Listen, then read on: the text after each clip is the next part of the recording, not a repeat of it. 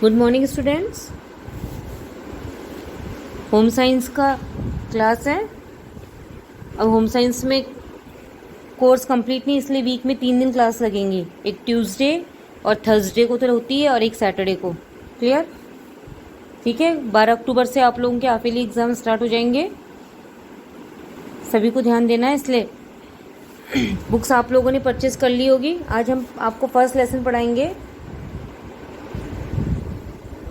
जीवित ऊतकों की कोशीय रचना, the cellular structures of the living tissues. ठीक है, ये खंड क है। खंड क शरीर क्रिया विज्ञान तथा स्वास्थ्य रक्षा। आज हमारा फर्स्ट लेसन होगा जीवित ऊतकों की कोशिकीय रचना। इसमें सभी को पता है कि पदार्थ की 3 भौतिक अवस्थाएं होती हैं, ठोस, द्रव और गैस।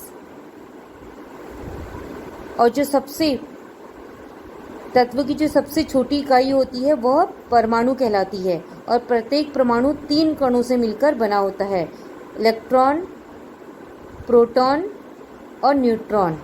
ये सब आपने अपनी 8th क्लास के प्रीवियस उसमें साइंस में पढ़ा होगा और 9th 10th में भी पढ़ा होगा। इसी प्रकार पृथ्वी पर निर्जीव पदार्थ और सजीव पदार्थ होते हैं। निर्जीव पदार्थ मीन्स जिसमें जीवन नहीं होता है, और सजीव मीन्स जिसमें जीवन पाया जाता है। जैसे किसमें जीवन होता है? पेड़ पौधे, पशु पक्षी, जानवर, मनुष्य, है ना, ये सब क्या है? जीवित है। और किसमें जीवन नहीं होता है उसे निर्जीव कहा जाता है। जैसे मकान, फर्नीचर, रबड़, पेंसिल, बॉक्स, ये सब क्या है? निर्जीव। ये चल नहीं सकती है, ना सांस लेती हैं, तो ये पदार्थ, ये क्या होती है? निर्जीव पदार्थ होते हैं। जिन वस्तुओं में केवल एक ही कोशिका पाई जाती है उसे हम क्या कहते हैं? एक कोशिकीय कहते हैं। ठीक है। और जिसमें असंख्य कोशिकाएं पाई जाती है उन्हें हम कहते हैं बहुकोशिकीय। क्लियर? आज हम आपको पढ़ाएंगे कोशिका। आपका नेक्स्ट हेडिंग है कोशिका। कोशिका मीन्स सेल। कोशिका का मीन्स है सेल। संरचना, आकृति और आकार।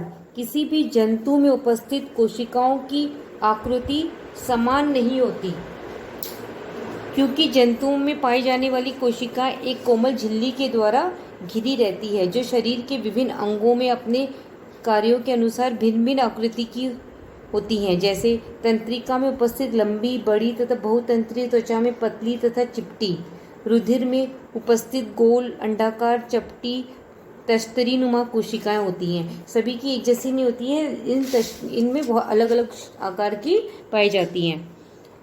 और अधिकतर कोशिकाएं कैसी होती हैं? सूक्ष्मदर्शी होती हैं। मतलब अधिकतर कोशिकाएं इतनी सूक्ष्म होती हैं, इतनी महीन होती हैं कि वो साफ साफ नहीं दिखाई देती है, और उसे देखने के लिए हम सूक्ष्मदर्शी का प्रयोग कर सकते हैं। और कुछ कोशिकाएं क्या होती हैं? आंखों से देखी जा सकती है, जैसे है मुर्गी का अंडा। और विश्व में सबसे बड़ी कोशिका होती है शतुरमुर्ग का अंडा, जो एक नारियल के आकार के बराबर दिखाई देती है। अब हम नेक्स्ट, हमारी टॉपिक होगा कोशिका की आंतरिक संरचना। अब कोशिका की आंतरिक संरचना है, आपको स्क्रीन में दिखाई दे रही पिक्चर। कोशिका की साधारण रचना, कोशिका भित्ति, सेल वॉल। सेल वॉल मतलब दीवार, कोशिका की भित्ति। किसी भी कोशिका में उसमें पाए जाने वाले विभिन्न अंगों तथा जीव द्रवों को घेरने वाली झिल्ली को कोशिका भित्ति कहते हैं। ये जो सर्कल है, ये सर्कल क्या है? जो सबसे बड़ा सर्कल है, इसे क्या कहते हैं? Cell wall. आप देख रहे होंगे स्क्रीन में क्या लिखा हुआ है? Cell wall. ये क्या है? एक कोशिका में पाई जाने वाली जीव द्रव को घेरने वाली झिल्ली को हम क्या कहते हैं? कोशिका भित्ति कहते हैं, जिसका निर्माण जीव द्रव के बाह्य सतह के सूखने के कारण होता है। ये कठोर, गाढ़ा व दृढ़ होती है। पादप कोशिकाओं में सेलुलोज से बनी पारगम्य होती है, पर जंतु कोशिकाओं में झिल्ली बहुत पतली तथा मुलायम होती है। जिसके कारण कोशाणु अपना आकार आवश्यकता अनुसार बदल सकते हैं तथा कोशिकाओं को आकार प्रदान करते हैं। जो जंतु होते हैं, जो जीव जंतु होते हैं, उनमें क्या होती है, ये कोशिकाओं की झिल्ली कैसी होती है, बहुत ही पतली तथा मुलायम होती है। ठीक है।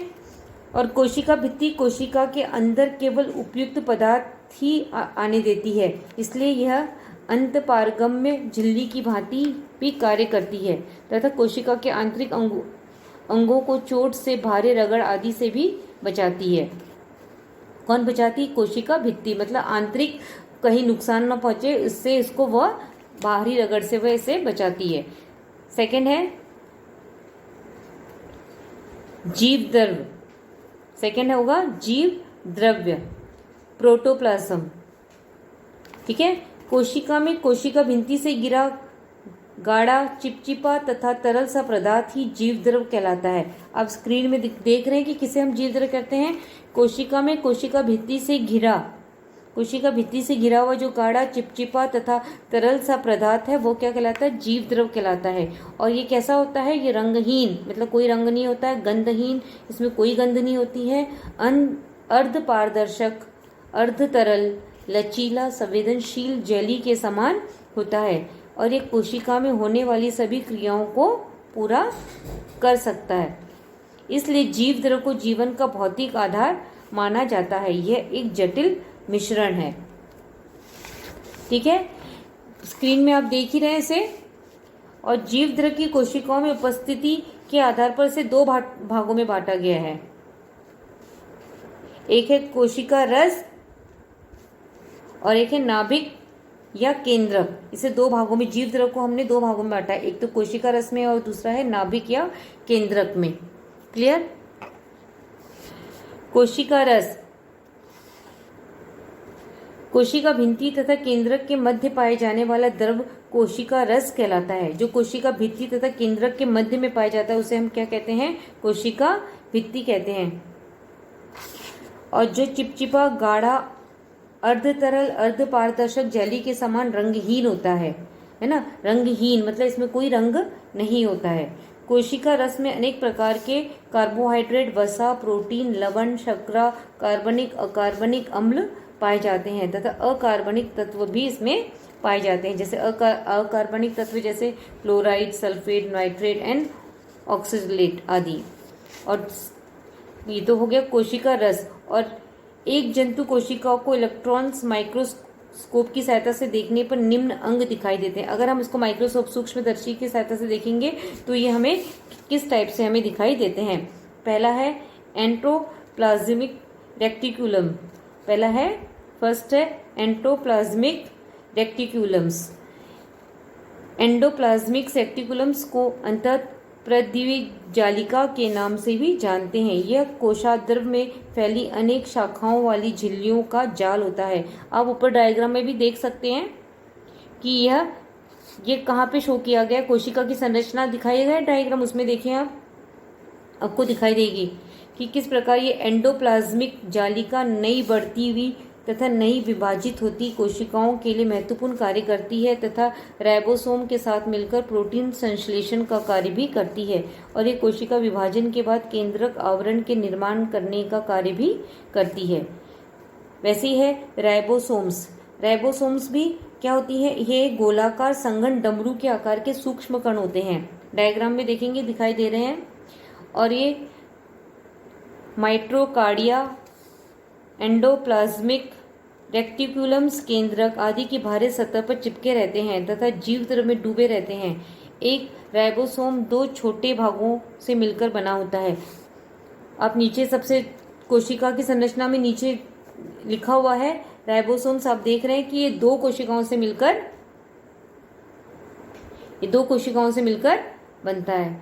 ये दो छोटे भागों से मिलकर बना होता है और एक छोटा तथा दूसरा बड़ा भाग होता है। इसका प्रमुख कार्य क्या होता है? प्रोटीन संश्लेषण करता है। थर्ड वन है गोल्जी बॉडी। यह विभिन्न आकार की बनी चपटी तथा कुछ मुड़ी हुई थैलियों का एक समूह होता है और ये थैलियां वसा, प्रोटीन युक्त तरल पदार्थों से भरी रहती है। इसका मुख्य कार्य होता है श्रवण, सिक्रेशंस, कोश भित्ति का निर्माण करना तथा हार्मोन्स, का उत्पादन करना, प्राथमिक लाइसोसोम का निर्माण करना है।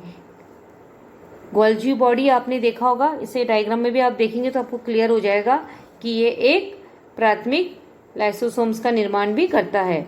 फोर्थ वन है माइक्रोकार्डिया।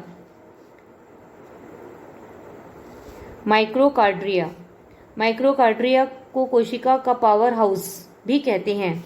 इसमें श्वसन की क्रिया के दौरान एटीपी, एंटीनोसिन्स ट्राइफॉस्फेट के रूप में ऊर्जा निकलती है जो शरीर की और जैविक क्रियाओं में काम आती है।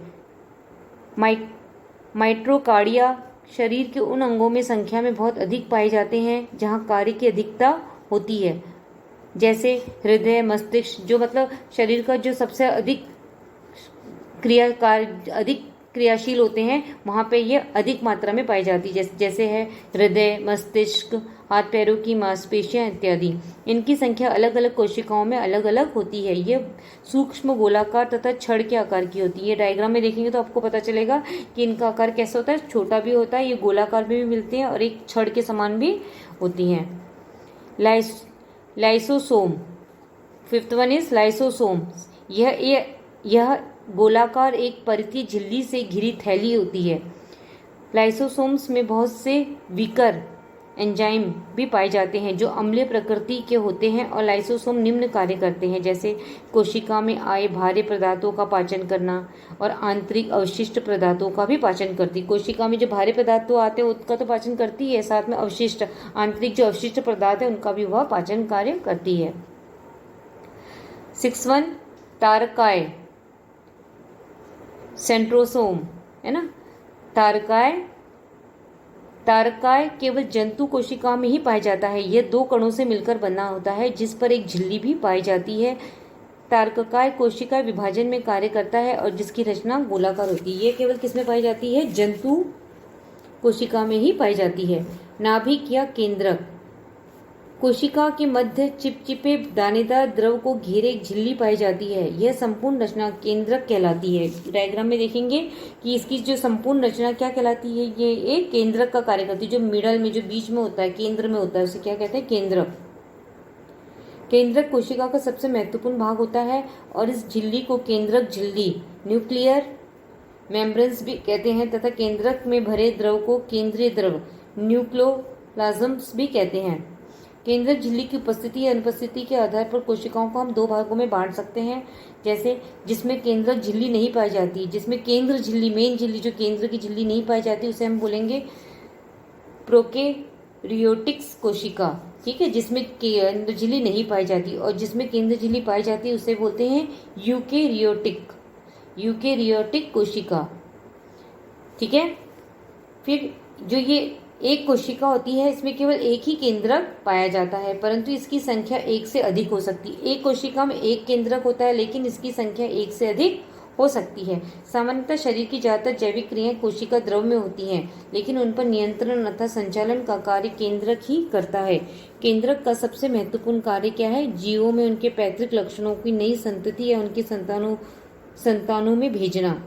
इस दृष्टि से केंद्रक का क्रोमेटिन वाला भाग महत्वपूर्ण भूमिका निभाता है, जो एक प्रकार की न्यूक्लियोप्रोटीन है और इस न्यूक्लिक अम्ल तथा क्षारीय प्रोटीन के मिश्रण से बनता है।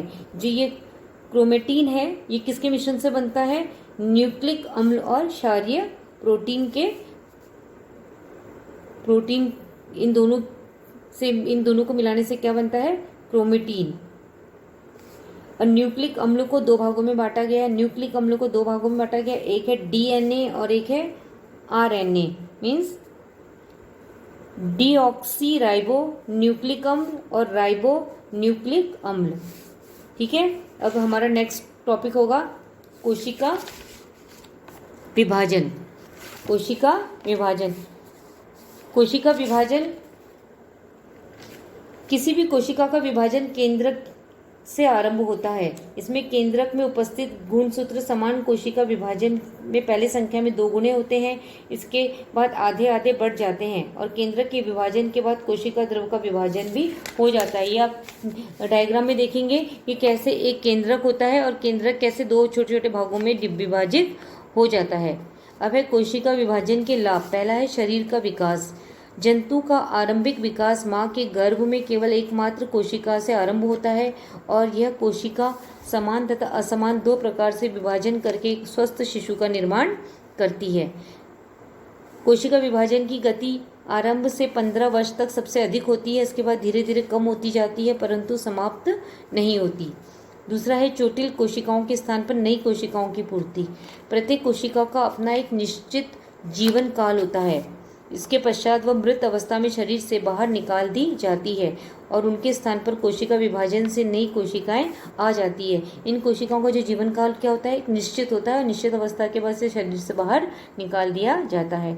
जैसे मनुष्य की भारी त्वचा जाड़ों में सूखी होकर झड़ती रहती है और उसके स्थान पर नीचे से नई कोशिकाएं आती हैं, तो इसी प्रकार यदि कहीं जख्म या घाव हो जाए तो वहाँ पर भी कोशिकाएं पुनः त्वचा बनकर क्षतिपूर्ति करती है। यदि आपको कभी चोट लग जाती है तो आप देखते हैं कि आपकी जो ऊपर की तो त्वचा है वो छिल जाती है, लेकिन कुछ समय के बाद वह त्वचा क्या हो जाती है, एक नई त्वचा उसमें त्वचा की परत उसमें आ जाती है। उसी प्रकार कोशिकाओं के साथ भी यही सेम। माता पिता के गुणों की नई संतान में भेजना। प्रत्येक स्त्री पुरुष में अपने कुछ विशेष लक्षण पाए जाते हैं और इन्हीं लक्षणों में से कुछ उनकी संतानों में आते हैं। कोशिकाओं में विभाजन के बावजूद उनके पैतृक गुण एक पीढ़ी से दूसरी पीढ़ी में जाते रहते हैं। इन विशेष लक्षणों में से कुछ लक्षण पिता के तथा कुछ माता के होते हैं। इनके साथ साथ कुछ बीमारियां भी अपने माता पिता से संतानों को वंशानुक्रम मिलती है, जैसे गंजेपन की, सांस की, दिल की बीमारी। जो बच्चा होता है उसमें माता पिता के कुछ न कुछ लक्षण अवश्य होते हैं और बीमारियां भी जो वंशानुक्रम आगे चलती ही जाती है, जिसमें मेन है जैसे गंजेपन की, सांस लेने की बीमारी और दिल की बीमारी। ये वंशानुक्रम वंश टू वंश आगे बढ़ती ही चली जाती है। ठीक है, आज हमने कोशिका के विभाजन के लाभ तक पढ़ा है। इसके बाद नेक्स्ट हमारा टॉपिक आपकी नेक्स्ट क्लास में होगा और जो भी हमने पढ़ाया है आपको आज आप फिर एक बार अपने आप से रीडिंग करेंगे, तब आपको थोड़ा क्लियर होगा समझ में। एक बार में आपको अगर वीडियो नहीं समझ में आती तो 2-3 बार आप देखें और समझें, क्योंकि अब आप लोगों के हाफिल एग्ज़ाम स्टार्ट होने वाले हैं और हाफिल एग्ज़ाम में कोई क्वेश्चन आंसर नहीं होंगे। इस बार मल्टीपल चॉइस होगा, 4 ऑप्शंस होंगे, उनमें से आपको जो सही ऑप्शन है उसको आपको टिक लगाना है केवल। तो इसलिए कहीं से भी आ सकते हैं, वो लेसन के बीच में से आएंगे अधिकतर, तो आपको हर लेसन एकदम अच्छे से समझना है, पढ़ना है और उसे रिवाइज करना है। क्लियर?